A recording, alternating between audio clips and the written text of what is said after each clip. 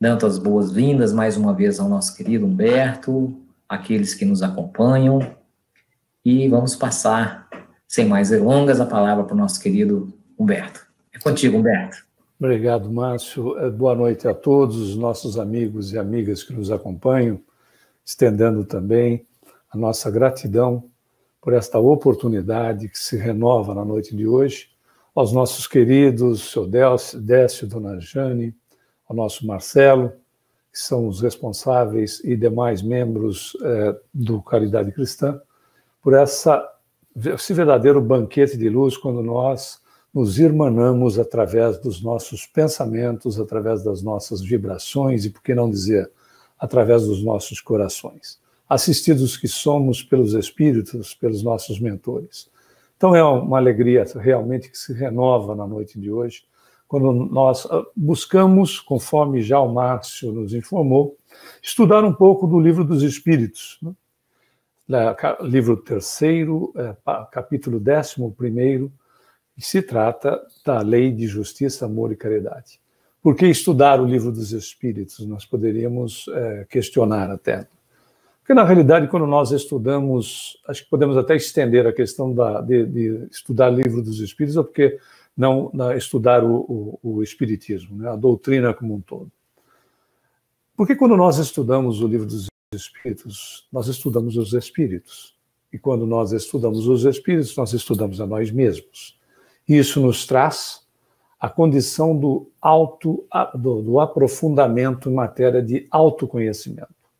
Isso nos favorece. E o Espiritismo, como consolador prometido que cristianismo redivivo, o cristianismo na sua essência redivivo, nos disponibiliza a maior literatura existente no planeta em apenas 163 anos, considerando a data do lançamento do Livro dos Espíritos em 18 de abril de 1857. Essa doutrina, ou seja, o cristianismo redivivo, nos disponibiliza, como dissemos, repetimos, a maior literatura existente no planeta. Comparativamente, quando nós analisamos determinadas doutrinas, como o hinduísmo e brahmanismo, nós temos algo em torno de 4.000 a 6.000 anos antes de Cristo. Estamos falando em 6.000 a 8.000 anos da nossa era, onde surgem essas doutrinas, e, no entanto, em apenas 163 anos, temos à nossa disposição a maior quantidade, como dissemos, de literatura, para que nós possamos nos conhecer. E em relação às questões da justiça, do amor e da caridade, nós vamos trabalhar em nós mesmos esses assuntos.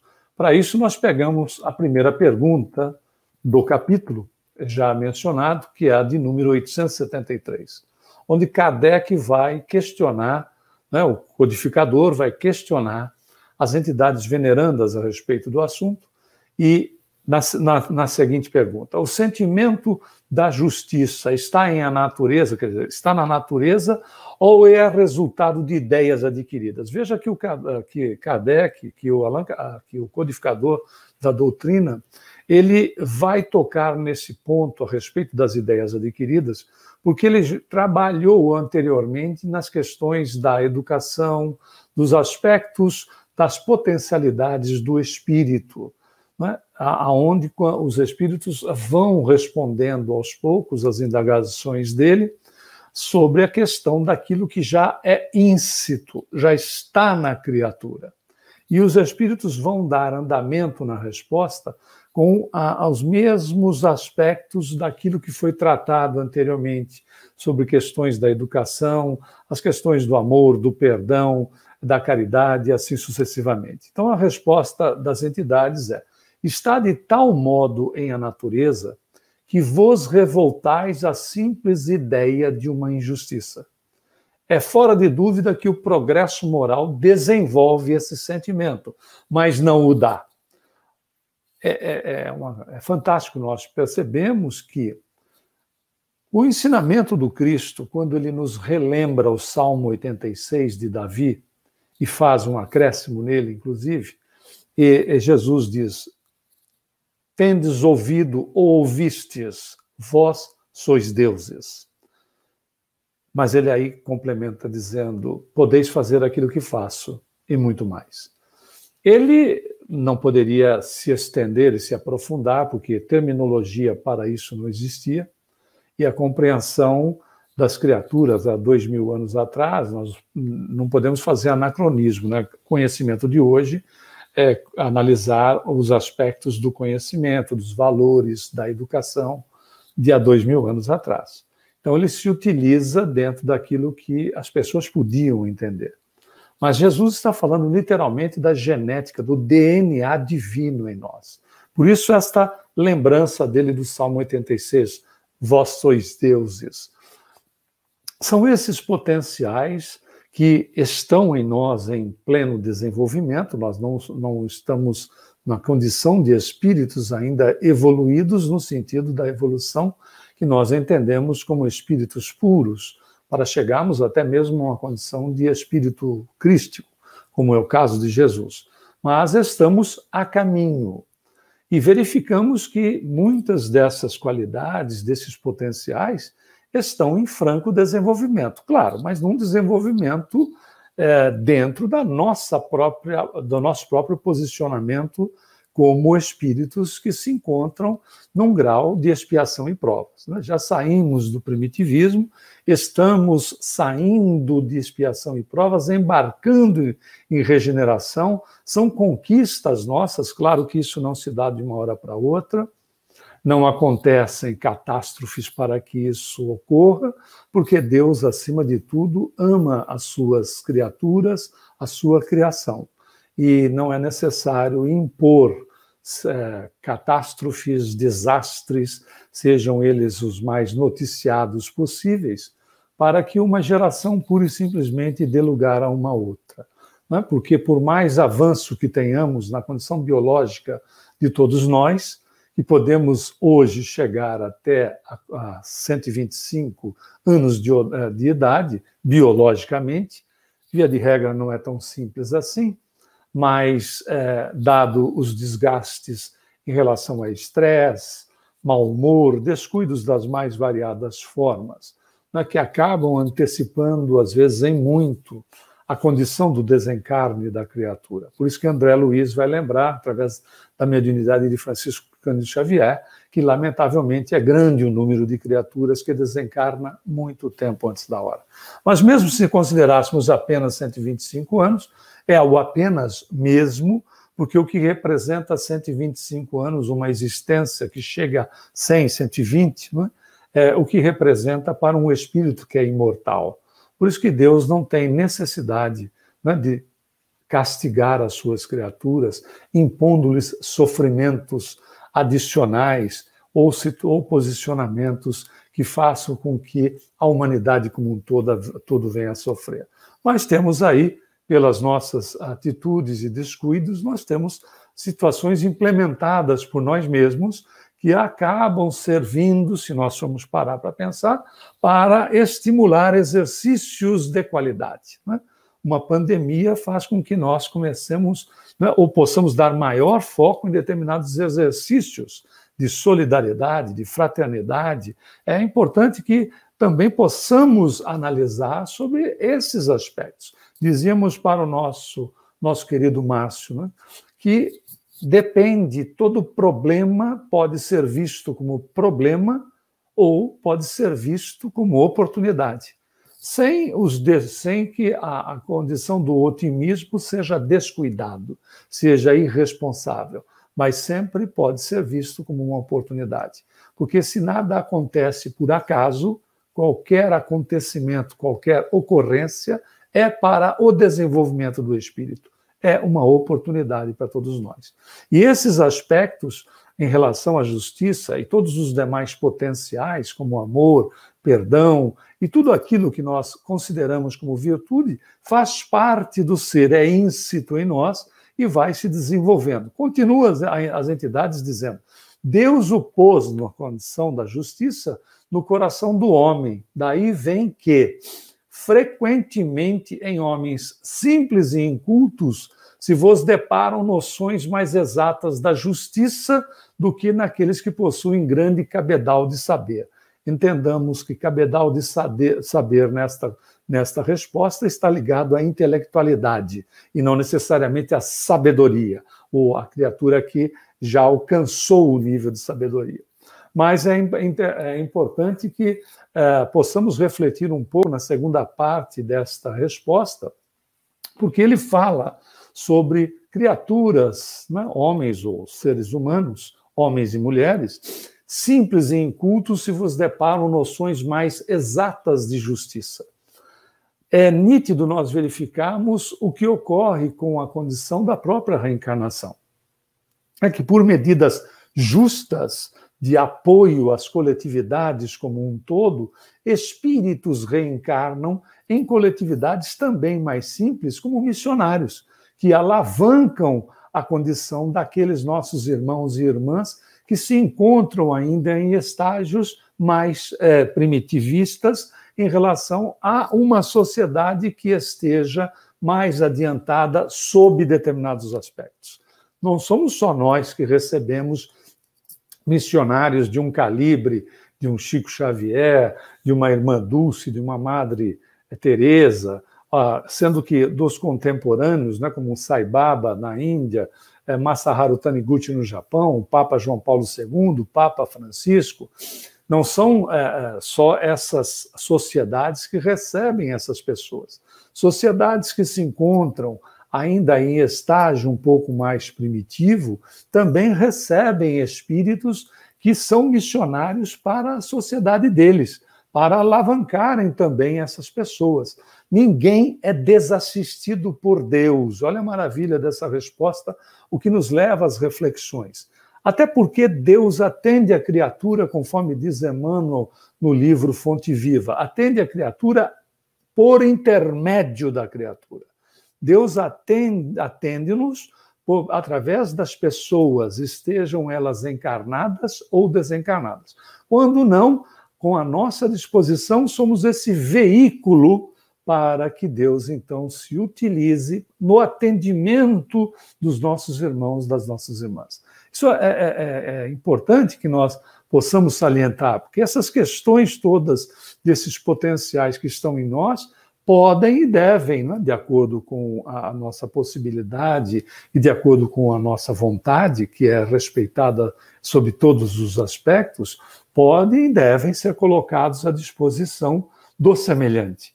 As qualidades nós as temos em desenvolvimento, então é possível repartir, é possível doar. Dentro deste aspecto, cabem algumas perguntas sobre o assunto que nós estamos tratando. Por exemplo, por que juntar numa única lei justiça, amor e caridade? Um outro aspecto é o que significa ser justo e caridoso. E um outro ainda, qual a relação entre justiça, amor e caridade? Vamos trabalhar aqui gradativamente, primeiro usando de um exercício bem simples para que nós possamos depois encaixar cada item no seu devido lugar sobre o exercício que nós estaremos fazendo, né?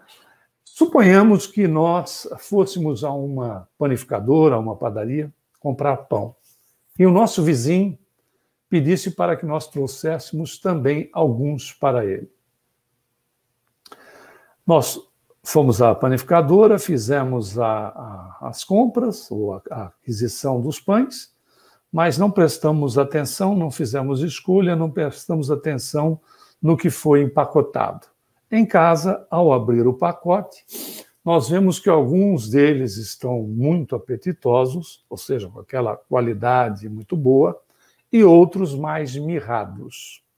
A pergunta é, qual deles nós daríamos para o vizinho?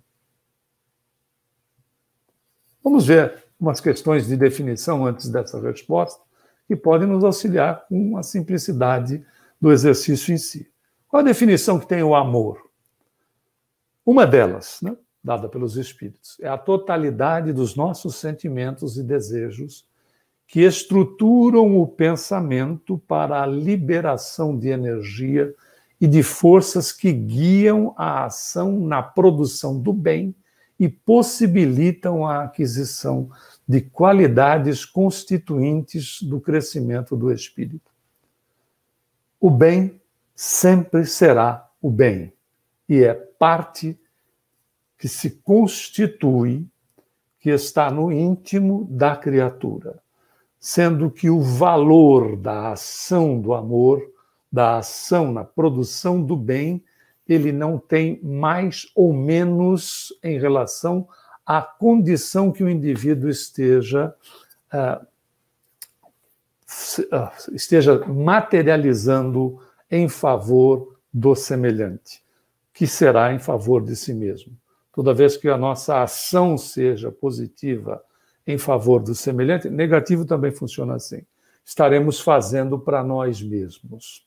E para Deus, não existe aquele que esteja na produção do bem, no exercício do amor, em situação melhor do que aquele outro cujo posicionamento está dando o máximo daquilo que pode. O bem sempre será o bem. Por isso que nós gostamos muito de uma mensagem de Albino Teixeira, no livro Vozes do Grande Além, pela psicografia de Francisco Cândido Xavier, são espíritos diversos, né, que se comunicam. E Albino Teixeira foi um trabalhador, nós já citamos ele em uma outra palestra nossa aqui no centro, foi um trabalhador da Federação Espírita Brasileira, um trabalhador simples, como qualquer trabalhador, como qualquer um de nós na Casa Espírita. Mas a mensagem dele é significativa, porque ele fala dessas questões do bem, ou seja, do amor em ação.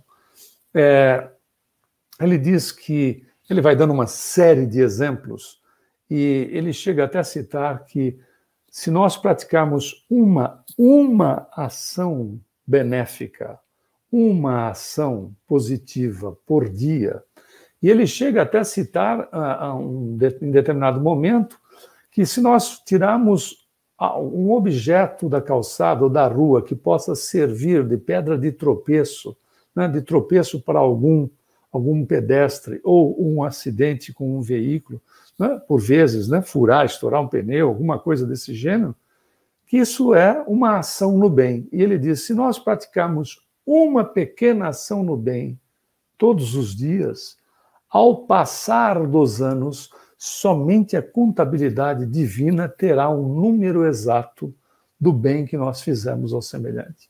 E ele vai citando exemplos, todos eles muito simples, até porque a questão da ação no bem está voltada à intenção da criatura. Né?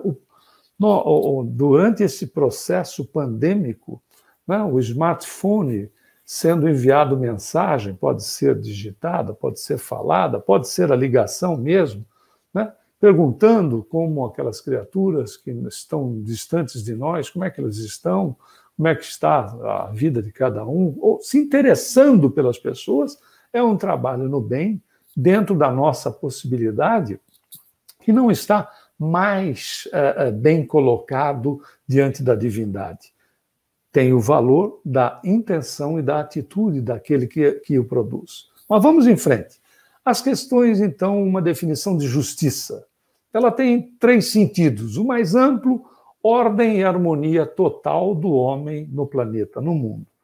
O sentido um pouco mais restrito, conceder o direito a si próprio e aos outros segundo a igualdade. E o sentido moral, respeito que há em cada um de nós em dar a cada um o que lhe pertence.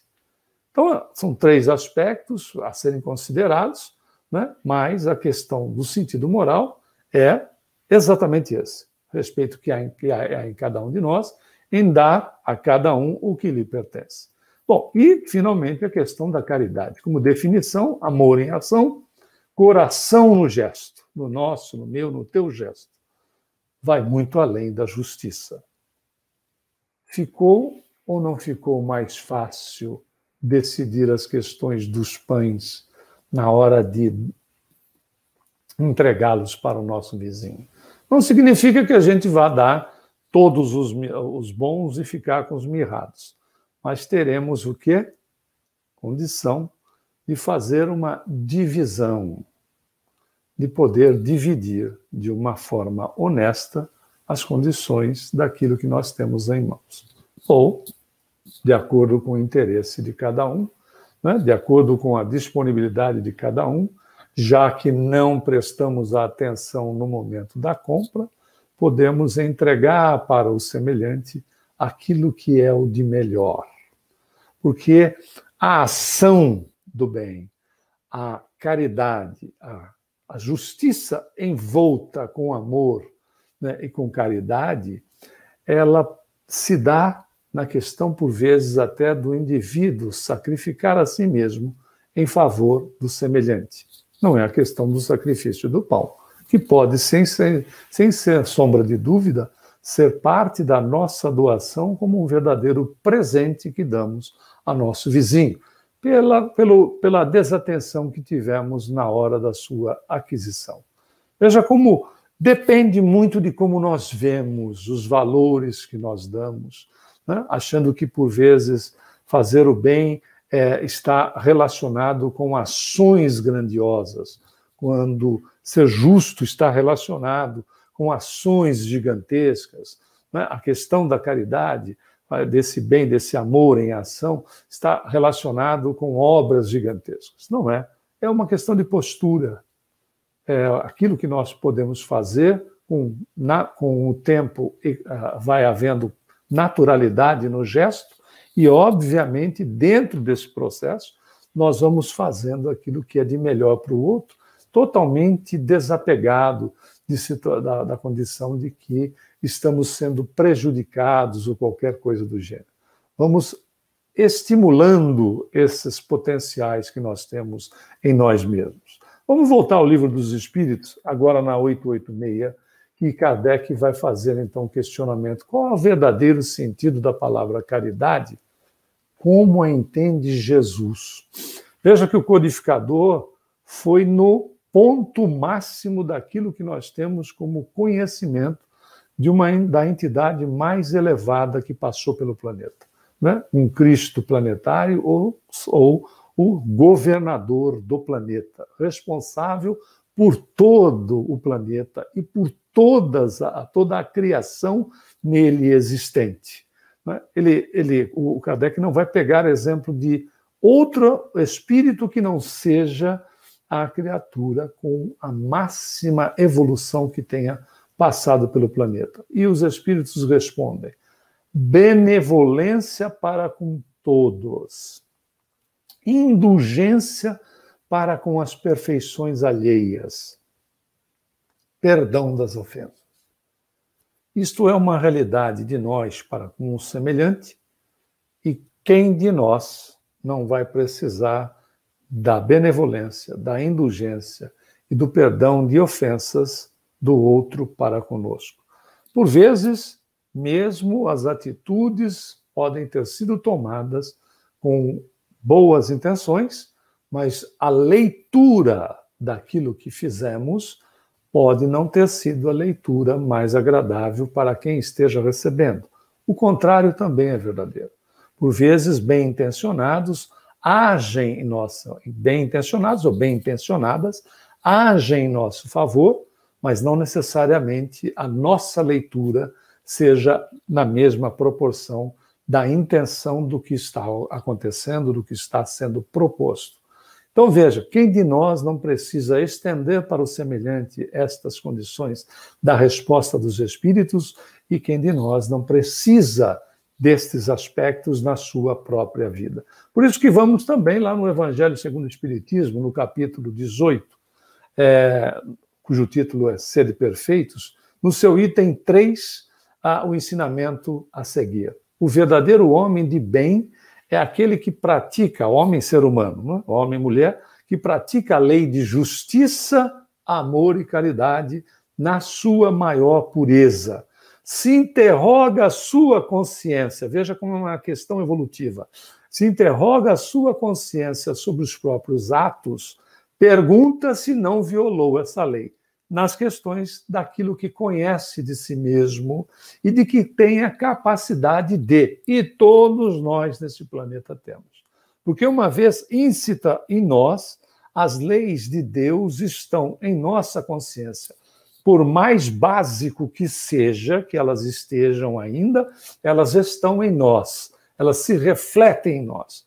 A atitude, quando contrária a elas, por mais primitivista que nós nos encontrássemos, que não é o caso, né? Mesmo nas sociedades ditas não civilizadas, que por vezes mostram maior civilidade do que as nossas próprias, mais adiantadas em tecnologia e em conhecimento, na realidade tem o código divino inserido em cada uma dessas criaturas. Que quando ela inflige, dentro daquele conhecimento que pode estar ainda mais limitado, um pouco menos do que o que nós podemos ter, ou não verdadeiramente, como dizem os espíritos na primeira pergunta do capítulo que nós já tratamos no início da nossa palestra. Na realidade, aquele ponto registrado na consciência nos chama a atenção de que não estamos procedendo corretamente, ou então estamos procedendo corretamente, e isso nos estimula a continuar no mesmo caminho. Por isso que é na parábola do bom samaritano que nós vemos o exercício pleno da caridade.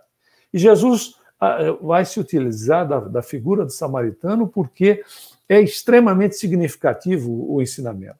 Todos nós conhecemos, só relembrando alguns pontos principais da parábola. É um doutor da lei que pergunta a respeito da condição de vida eterna, de estar bem consigo mesmo, da sua evolução, no linguajar de hoje.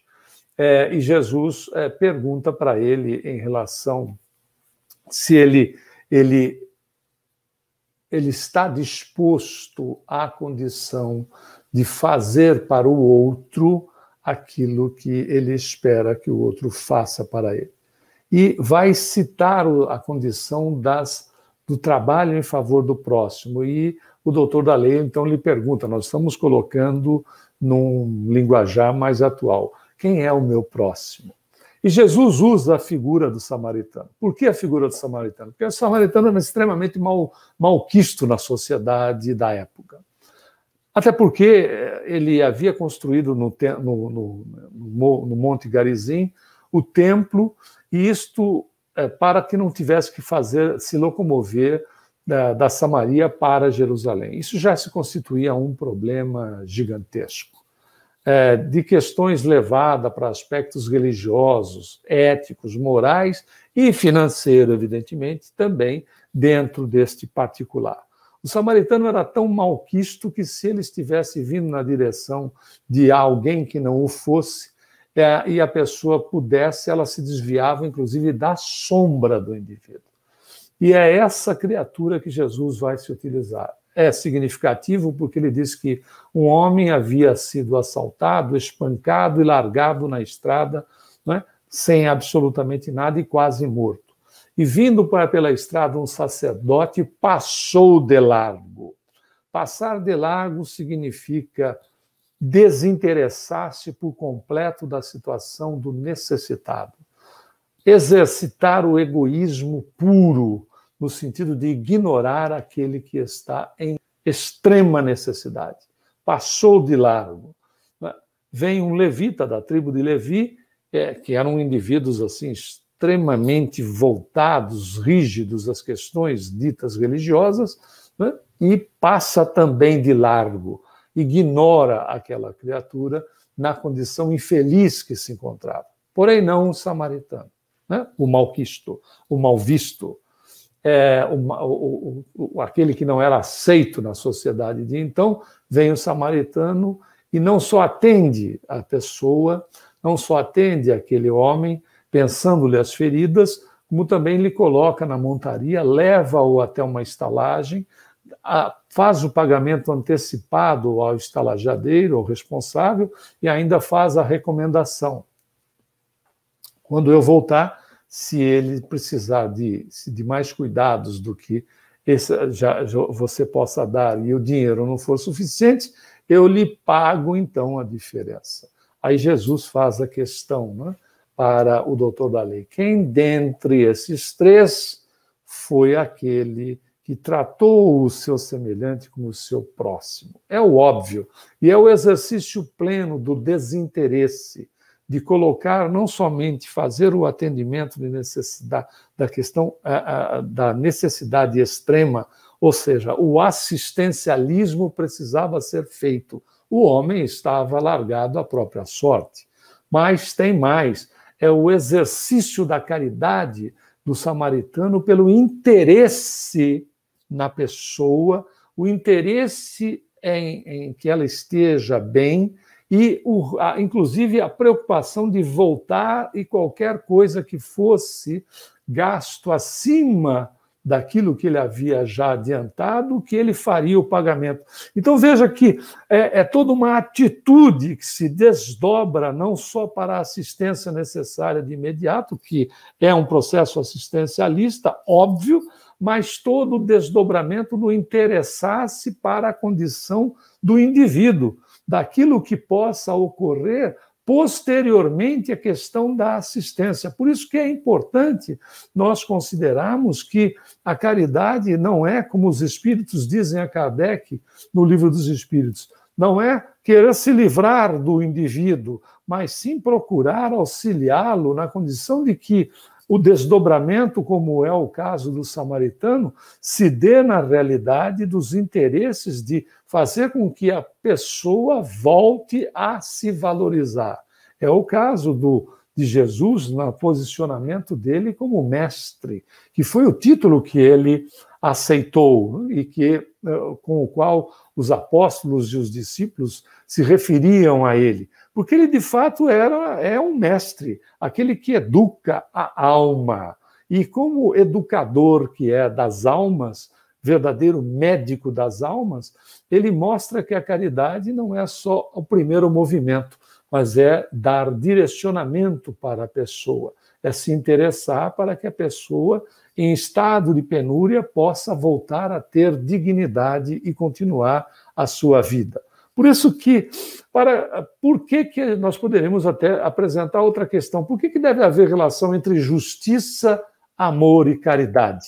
É simples, o amor e a caridade são um complemento da lei de justiça, porque amar ao próximo, e ao exemplo do samaritano, é fazer-lhe todo o bem possível.